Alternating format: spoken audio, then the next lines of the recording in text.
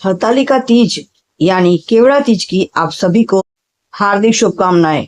हरतालिका तीज यानी गुजरात की केवला तीज स्पेशल। नमस्कार, जय श्री कृष्ण, राधे राधे। दर्शक मित्रों, मैं आचार्य दुर्गा प्रसाद शास्त्री आप सभी का स्वागत करता हूं आपके यूट्यूब चैनल में, जहां पर हम विविध प्रकार के राशिफल के वीडियो बनाते हैं, साथ में त्योहारों के लिए भी वीडियो बनाते हैं। तो जैसा कि हम जानते हैं मित्रों, तारीख 26 को, दिनांक 26/8/2025 को मंगलवार का दिन है और वहां हरतालिका तीज मनाई जाएगी।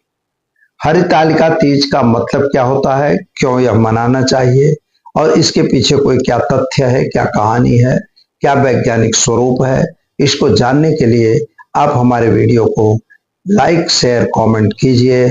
साथ में आप हमें इस वीडियो को अगर चैनल में पहली बार जुड़ रहे हैं तो सब्सक्राइब करके बेल आइकॉन बटन जरूर दबाइए। तो चलिए मित्रों, शुरू करते हैं। पहले मां भगवती के सहित भगवान शिव की स्तुति। सर्वमांगल्य मांगल्ये शिवे सर्वार्थ साधिके शरण्ये त्र्यंबके गौरी नारायणी नमोस्तुते। ओम त्र्यंबकं यजामहे सुगंधिं पुष्टिवर्धनम् उर्वारुकमिव बंधनान् मृत्युर्मोक्षे मामृतात्। भगवान शिव जी के चरणों में वंदन कर शुरू करते हैं आज के स्पेशल कार्यक्रम, जो हरतालिका तीज कही जाती है उसकी बात। जैसा नाम यथा नाम तथा गुणों, ऐसा कहा गया है। हरतालिका का अर्थ ही होता है कि यह तीज जो है हरा गया हो। तालिका का मतलब मां भगवती पार्वती को हरण किया गया। ये है क्यों? तो जैसा कि पुराणों में वर्णन है कि माता भगवती पार्वती सती स्वरूप थी और उन्होंने अपना जब पार्वती स्वरूप यानी पर्वतराज हिमालय के यहाँ वे प्रादुर्भाव हुई, तो वहीं पर उन्होंने तय किया कि हमें फिर से हमारे पति शिव को प्राप्त करना है, जिसके लिए उन्होंने अखंड व्रत किया। स्कंद पुराण की कथा के अनुसार कहा जाता है कि यह हरतालिका का ही तीज था, यानी भाद्रपद के शुक्ल पक्ष की जो तृतीया तिथि होती है, उसी दिन हरतालिका का व्रत किया जाता है। यद्यप उदयात तिथि लेनी पड़ती है, क्योंकि दोपहर 12 बजे की यह तिथि है। अगर दोपहर 12 बजे तक आपकी तृतीया है तो उस दिन हमें अवश्य उसी दिन व्रत करना चाहिए, यानी तृतीया विद्या चतुर्थी तिथि पे ही हरतालिका व्रत किया जाता है। तो दर्शक मित्रों, मंगलवार का दिन है। जैसा कि हम जानते हैं, भाद्रपद शुक्ल पक्ष की आज तृतीया तिथि है। 13:56 तक, यानी लगभग 2 बजे तक दोपहर, यानी हमें हरतालिका का व्रत जो करना है वह करना है मंगलवार तारीख 26/8/2025 को। यहाँ एक बात यह ध्यान देना है कि माता पार्वती ने जब बहुत कठिन तपस्या की, फिर भी भगवान शिव प्रसन्न नहीं हुए।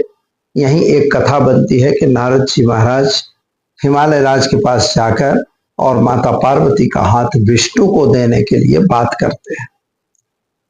मां भगवती पार्वती विष्णु के साथ शादी नहीं करना चाहती थी, क्योंकि उनके तो मूल पति, उनको पता था कि भगवान शिव है। यहां स्थिति यह बनती है कि इनकी एक हरि नाम की मतलब वो थी, सहेली थी, इसीलिए इसका नाम हरतालिका पड़ा। हरि नाम की जो हरि नाम की सहेली थी। तो दोनों सहेलियों ने बात किया कि ऐसा करते हैं कि अगर ये कल देखने आने वाले हैं तो हम क्या करते हैं, निकल चलते हैं यहां से। तो इन दोनों मतलब सहेली और मां भगवती पार्वती, ये दोनों अपने घर को छोड़ के जंगल की तरफ चले गए। यहां तो राज्य में ढूंढा ढांडी होने लगी। हिमालय राज ने अपने सैनिकों को छोड़ दिया, लेकिन ये दोनों सखियां जंगल में जाके बैठ जाती हैं और वहां पर कहती हैं कि भगवान शिव को प्रसन्न करना है। उसमें एक नारद जी ब्राह्मण बन के आते हैं और बताते हैं कि बिटिया, आप मतलब नारद उसका शिव जी की आराधना करो, तो माता को वहां कुछ मिलता नहीं है, तो बालू पड़ा था, नदी का किनारा था, नदी के किनारे उन्होंने माटी बालू सब इकट्ठा करके और एक शिवलिंग बनाया। शिवलिंग बनाकर उसको, जैसे शिवलिंग बनाया वैसे नारद जी वहां पहुंच जाते हैं और बोलते हैं कि बोले ले इसकी पूजा करो। पूरे विधिवत वेद मंत्रों से उच्चरित होकर भगवान नारद ने वहां पूजा भी करवाई, साथ में वहां प्रतिष्ठा भी करवा दी। जब वो प्रतिष्ठा करवा देते हैं तो क्या हुआ कि भगवान शिव को साक्षात हाजिर होना पड़ा। और उसी समय मां भगवती अलग अलग झाड़ पान वृक्ष के जो पत्ते थे, जंगल में जो वनस्पतियां थी, जो प्रकार के फूल मिले, सारे के सारे फूल लाके भगवान शिव जी पर चढ़ाने लगी। उसमें बिल्व पत्र भी था, सारे पत्र थे, लेकिन केवड़ा नाम का एक फल भी मतलब फूल होता है, उस फूल को भी उसी पे लाके उन्होंने चढ़ा दिया। अब यहां होता क्या है कि ये सब जो पान पुष्प सब चढ़ा दिए भगवान शिव जी को, धतूरे वगैरह, मंदार वगैरह सब कुछ चढ़ाया, लेकिन जब वह मतलब केवड़ा का फूल जो है वो जैसे ही भगवान शिव पर रखते हैं तो भगवान शिव कोपायमान हुए, वे क्रोधी हो गए, क्रोध से वो जाग उठे। और जैसे भगवान जागते हैं तो सामने तो दो कन्याएं थी, नारद जी नारायण नारायण करने लग गए। परिस्थिति सब बदल गई। नारद जी के पहुंचते ही भगवान शिव ने बोला, किसने मुझे जगाया? तो बोले, प्रभु ये कन्याओं ने आपकी पूजा की है और ये पूजा जो है आपको पति प्राप्त करने के लिए पूजा किया है। भगवान शिव कहते हैं केवड़ा हमको नहीं चढ़ता, नहीं मालूम। बोले ये क्या जाने अबोध बाल क्या है। और वही अबोध बालिकाओं के रूप में जो मां भगवती पार्वती थी, उसी समय भगवान शिव ने पार्वती को अपनी पत्नी के रूप में स्वीकार किया। यद्यपि इसके पीछे 3-4 कहानियां हैं, पर ऐसा कहा जाता है, स्कंद पुराण ये कहता है कि इसी दिन भगवान मां भगवती पार्वती को भगवान शिव पति के स्वरूप में प्राप्त हो गए, यानी दोबारा प्राप्त हुए। पहले तो सती थी, शिव शक्ति तो थी ही, लेकिन यहां दोबारा उनको प्राप्त होते हैं। तो शिव और शक्ति के बाद ये पार्वती का मिलन था।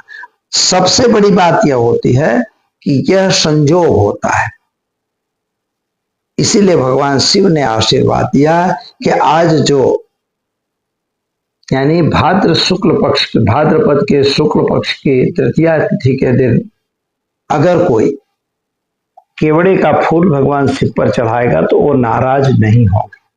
उन्होंने वचन दिया। बाकी के दिन उन्होंने मना किया है। क्यों? केवड़े ने भी गलत साक्षी दिया था ब्रह्मा जी के साथ मिलकर।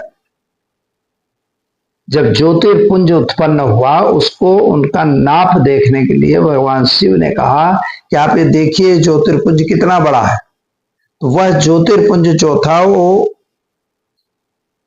स्वर्गलोक से आ रहा था, वैकुंठ से आ रहा था। तो वह शिवपुरी से मतलब शिव के यहां से आ रहा था। वह जो ज्योतिर्पुंज था, तो ब्रह्मा जी कुछ दूर तक गए, केवड़े को साक्षी मान के वापस आए। बोले इतना था महाराज, पूछ लीजिए केवड़े को। शिव जी नाराज हो गए, बोले ब्रह्मा जी आपकी पूजा कहीं नहीं होगी, और केवड़े को बोले हम पर तुम कभी नहीं चढ़ पाओ।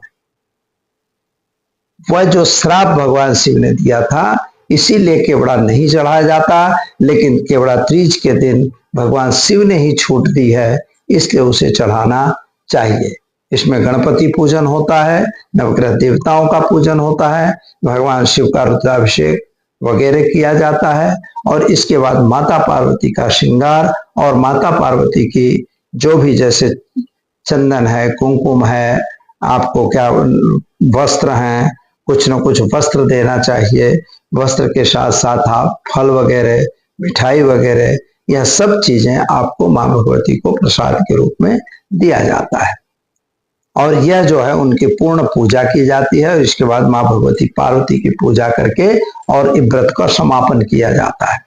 व्रत जो है नॉर्मली कुछ लोग तो व्रत में पानी भी नहीं पीते, लेकिन यह तो आपके स्वास्थ्य के बलाबल के अनुसार है। आप पानी भी पी सकते हैं, चाय भी पी सकते हैं, लेकिन ऐसा माना गया है कि भगवान शिव की पूजा के बाद ही आपको चाय पान करना चाहिए।